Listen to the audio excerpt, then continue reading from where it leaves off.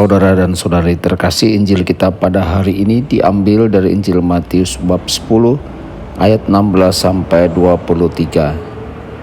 Pada suatu hari Yesus bersabda kepada ke-12 muridnya, "Lihat, aku mengutus kalian seperti domba ke tengah-tengah serigala. Sebab itu hendaklah kalian cerdik seperti ular dan tulus seperti merpati. Tetapi waspadalah terhadap semua orang, sebab ada yang akan menyerahkan kalian kepada majelis agama, dan mereka akan menyesah kalian di rumah ibadatnya. Karena kalian akan digiring ke muka para penguasa dan raja-raja sebagai suatu kesaksian bagi mereka dan bagi orang-orang yang tidak mengenal Allah. Apabila mereka menyerahkan kalian, janganlah kalian khawatir akan bagaimana dan akan apa yang harus kalian katakan, karena semuanya itu akan dikurniakan kepadamu pada saat itu juga. Karena bukan kalian yang akan berbicara, melainkan Roh Bapamu. Dialah yang akan berbicara dalam dirimu.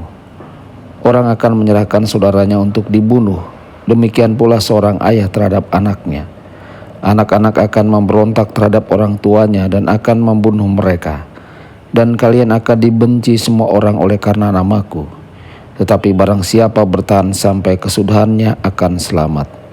Apabila mereka menganiaya kalian di suatu kota, larilah ke kota yang lain. Aku berkata kepadamu, sungguh, sebelum kalian selesai mengunjungi kota-kota Israel, Anak Manusia sudah datang." Demikianlah sabda Tuhan, terpujilah Kristus.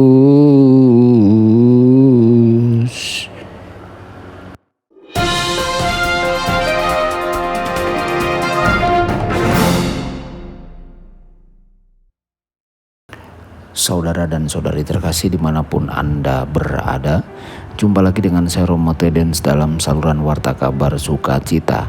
Semoga Anda semua dimanapun berada senantiasa dalam keadaan sehat dan bahagia. Injil hari ini memiliki nada yang berbeda. Yesus melanjutkan instruksinya kepada murid-muridnya, namun Yesus memperingatkan para muridnya bahwa ketika mereka mewartakan pesannya, mereka haruslah berhati-hati. Mereka akan rentan seperti domba di tengah-tengah serigala. Oleh karena itu mereka perlu waspada dan cerdas dalam menilai setiap orang yang mereka jumpai.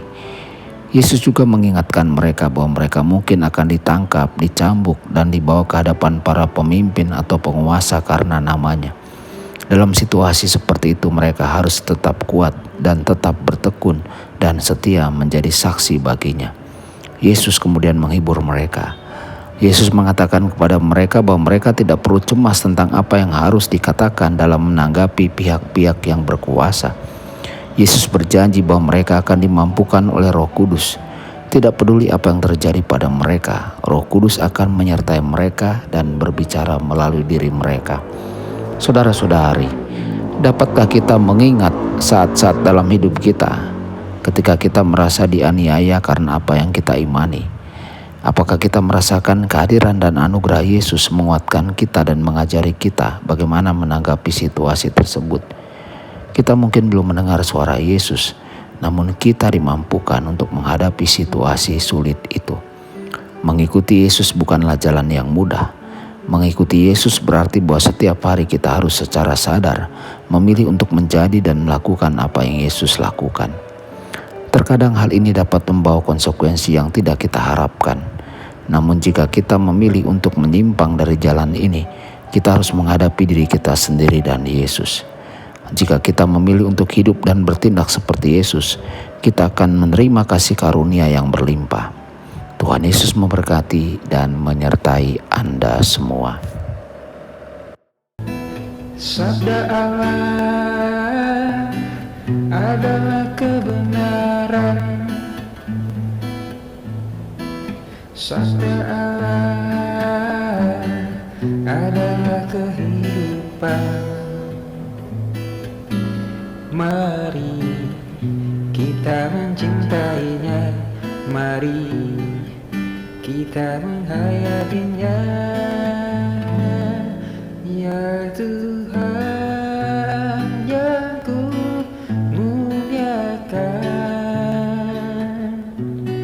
sabdamu angkat resah bersatu